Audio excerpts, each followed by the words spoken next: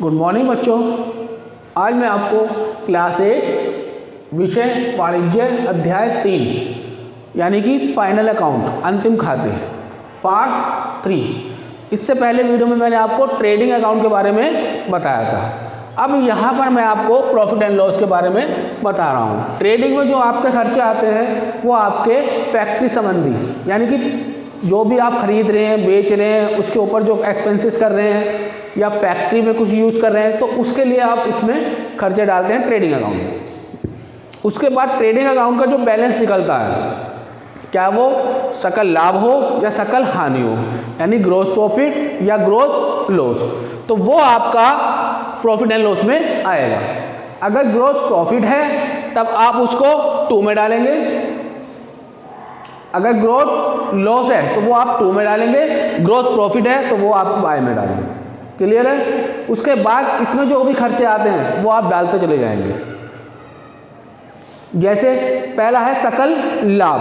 अब सकल लाभ है तो वो आपका बाय में आएगा, बाय ग्रॉस प्रॉफिट। ठीक है। अब ग्रोथ प्रॉफिट है जो आपका 7500। क्लियर है? इसके बाद जो भी खर्चे आते रहेंगे वो 2 में और जो आएंगे वो बाय में। जैसे वेतन एवं मजदूरी, यानी कि सैलरी और वेजिस। अगर सैलरी और वेजिस है तब इसमें आएगा, और अगर वेजिस एंड सैलरी है तब ट्रेडिंग में आएगा। अगर वेजिस आती है तो ट्रेडिंग में, और अगर सैलरी आती है तो प्रॉफिट एंड लॉस में। तो सैलरी एंड वेजिस, तो 2 सैलरी एंड वेजिस। क्लियर है? सैलरी एंड वेजिस, तो ये भी आपकी 1500 है। सॉरी,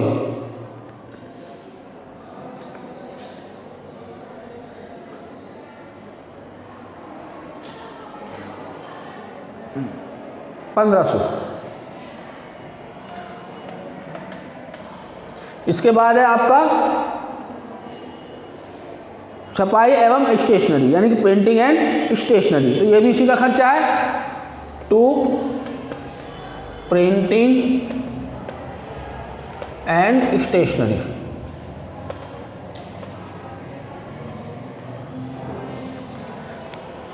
तो ये है आपका 500 रुपीज़।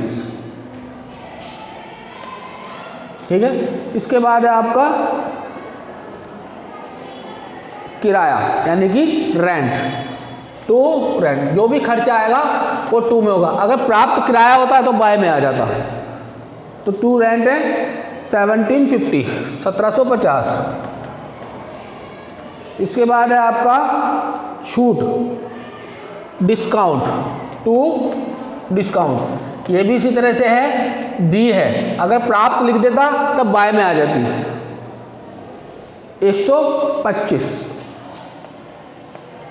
ठीक है। इसके बाद है आपका कार्यालय व्यय, ऑफिस एक्सपेंसेस। 2 office expenses. तो ऑफिस एक्सपेंसेस हैं आपके 600 रुपये, 600। 2 डाक व तार expenses, post and Telegram, post and Telegram, post and Telegram. अब पोस्ट एंड टेलीग्राम में है 200 रुपीज़। ठीक है। इसके बाद है आपका कमीशन, 2 कमीशन। जो भी खर्चे हैं वो सब 2 में चलते चले जाएंगे। 435। फिर बीमा व्यय, 2 इंश्योरेंस, 2 इंश्योरेंस। अब इंश्योरेंस ये भी दिया है, तो ये है आपका 455। ठीक है। इसके बाद है आपका ट्रैवलिंग एक्सपेंस यानी कि यात्रा व्यय, टू ट्रैवलिंग एक्सपेंसेस, ये है आपका 145। इसके बाद है आपका फुटकर व्यय यानी कि सन्ड्री एक्सपेंसेस, ठीक है। तो टू सैंड्री एक्सपेंसेस। अब सैंड्री एक्सपेंसेस है आपका 100 रुपये। अब इसमें मैंने एक छोड़ा था क्रेडिट का यानी कि ब्याज। अब ब्याज धनी है यानी कि प्राप्त हो रहा है, तो इसलिए बाय में आएगा, बाय इंटरेस्ट।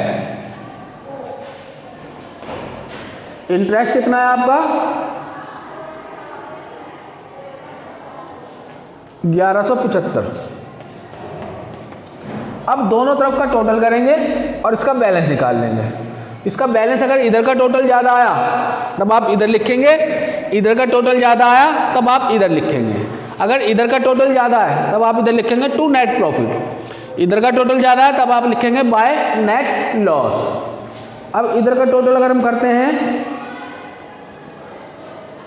5, 7, 6, 8 यानी कि 86, 75। इधर का टोटल कम ही होगा तब हम आपको लिख देंगे टू नेट प्रॉफिट, ये दोनों तरफ लिखेंगे टू नेट प्रॉफिट। 86, 75 दोनों तरफ करके नेट प्रॉफिट जब बैलेंस निकालेंगे तो 33, 65। 33, 65 चेक कर लेना, इसको ध्यान से करेंगे। अगर किसी तरह की कोई प्रॉब्लम आएगी तब आप इसको आराम से करेंगे। तो यहाँ पर आपको एक तो ट्रेडिंग अकाउंट और एक profit and loss account. Trading account बनाएंगे तो उसमें जितने भी फैक्ट्री संबंधित खर्चे हैं वो सब ट्रेडिंग अकाउंट में आएंगे, और जितने ऑफिशियल खर्चे हैं वो सब आपके प्रॉफिट एंड लॉस में आएंगे। अगर हमने कुछ सामान बेचा है या खरीदा है या हमारा कुछ स्टॉक बच गया है या उसके ऊपर हम एक्सपेंसेस करते हैं तो वो सारा आपका ट्रेडिंग अकाउंट में आएगा। फिर ट्रेडिंग अकाउंट का जब बैलेंस निकालते हैं, क्या वो ग्रॉस प्रॉफिट हो चाहे वो ग्रॉस लॉस हो, ग्रॉस प्रॉफिट होगा तब वो हम टू साइड में डाल देंगे, सॉरी बाय साइड में डाल देंगे, और अगर ग्रॉस लॉस हुआ तो हम वो टू साइड में डाल देंगे। उसका बैलेंस इसके अंदर डालेंगे। क्लियर है? जब ये बैलेंस यहाँ से निकाल के जब इसको हम कंप्लीट करेंगे तब इसका बैलेंस जाएगा बैलेंस शीट में, वो आपको नेक्स्ट वीडियो में मैं समझाऊंगा। तो जब ये तीनों खाते बनेंगे एक साथ, यानी कि प्रॉफिट और ट्रेडिंग अकाउंट एक साथ बनेगा, एक साथ बनने के बाद तब आप उसको आगे करेंगे, तब उसका बैलेंस जो है वो बैलेंस शीट में आएगा, तब जाके आपका ये बैलेंस शीट यानी कि फाइनल अकाउंट तैयार होगा। बैलेंस शीट में दोनों का टोटल सेम आना चाहिए। अगर बैलेंस शीट में दोनों का टोटल सेम आया तब आपका ट्रेडिंग और प्रॉफिट एंड लॉस बिल्कुल इक्वल है, यानी कि बिल्कुल सही है, उसमें किसी तरह की कोई त्रुटि नहीं है। अगर बैलेंस शीट का दोनों तरफ का टोटल नहीं मिलता तब आपके दोनों तरफ की टोटलिंग में गड़बड़ है। तो इसीलिए इसको बहुत ध्यान से करेंगे। Thank you.